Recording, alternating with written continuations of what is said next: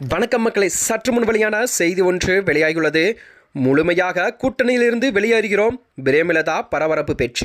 வாங்க வீடியோவை முழுமையாக காணலாம். அதாவது 2026 தமிழ்நாடு சட்டமன்ற தேர்தலுக்கான அனைத்து கட்சிகளும் தயாராகி வருகிறதாம். அந்த நிலையில் தான் அதிமுக பாஜக கூட்டணி உறுதியாகியுள்ளதாம்.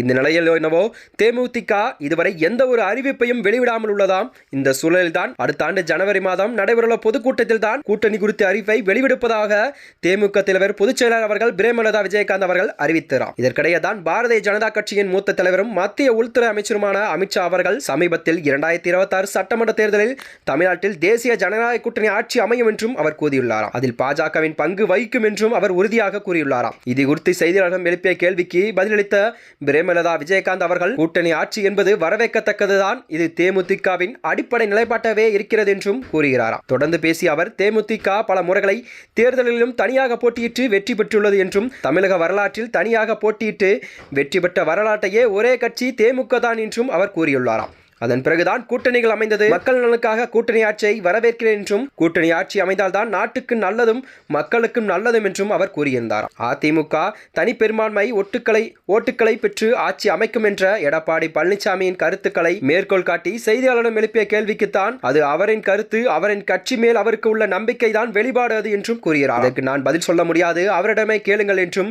கூட்டணி ஆட்சி அமையும் என்பது அமித்ஷாவின் கருத்து, அதே போலதான் தனி பெரும்பான்மையான ஓட்டுக்களை பெற்று அதிமுக ஆட்சி அமைக்கும் என்பது எடப்பாடியும் பழனிசாமி நம்பிக்கை என்றும், கடைசியில் எஜமானர்கள் மக்கள் தான் பொறுத்திருந்து பார்ப்போம் என்றும் அவர் கேள்வி ஒன்றை எழுப்பி அவருக்கு பதிலையும் அளித்துள்ளாராம். மேலும் இது போன்ற வீடியோக்களை தெரிந்து கொள்ள நமது சேனலை மறக்காம சப்ஸ்கிரைப் செய்து கொள்ளும். நன்றி, வணக்கம்.